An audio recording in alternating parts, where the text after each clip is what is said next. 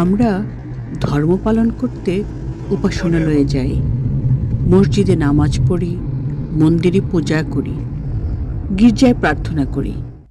এসব আমাদের বিশ্বাসের প্রকাশ। কিন্তু কখনো কি ভেবে দেখেছি উপাসনা শেষে বাড়ি ফিরে আমরা আমাদের দায়িত্বগুলো কতটা পালন করি? পিতার প্রতি সন্তানের দায়িত্ব, সন্তানের প্রতি পিতার দায়িত্ব, শিক্ষকের প্রতি ছাত্রের সম্মান, ছাত্রের প্রতি শিক্ষকের নিষ্ঠা, ভাইয়ের প্রতি বোনের দায়িত্ব, বোনের প্রতি ভাইয়ের দায়িত্ব, স্বামীর প্রতি স্ত্রীর, স্ত্রীর প্রতি স্বামীর। আর সব কিছুর আগে একজন মানুষের প্রতি আরেকজন মানুষের দায়িত্ব। আমার ব্যক্তিগত উপলব্ধি হলো উপাসনা মানুষকে স্রষ্টার কাছে নিয়ে যায়, কিন্তু দায়িত্ব পালনেই সেই উপাসনার সত্যতা প্রমাণ করে।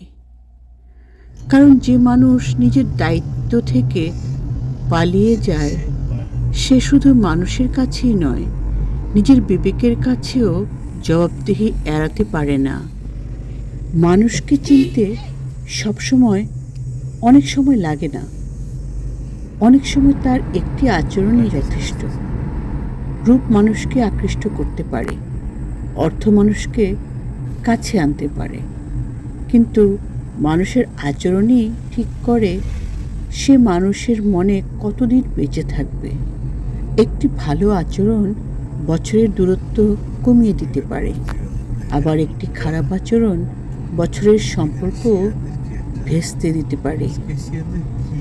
কারণ মানুষ আপনার চেহারা একদিন ভুলে যেতে পারে, আপনার সম্পদের কথাও ভুলে যেতে পারে, কিন্তু আপনি তাকে কেমন ব্যবহার করেছিলেন সেটা খুব সহজে ভোলা যায় না।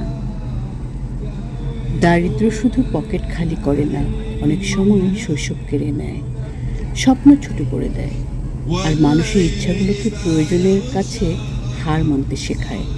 যে শিশু খেলার মাঠে থাকার কথা সে শিশু সংসারের দায়িত্ব কাঁধে তুলে নেয়। যে বাবা নিজের জন্য নতুন জামা কিনতে পারেন না সে বাবা সন্তানের মুখে একবেলা খাবার তুলে দেওয়ার চেষ্টা করেন।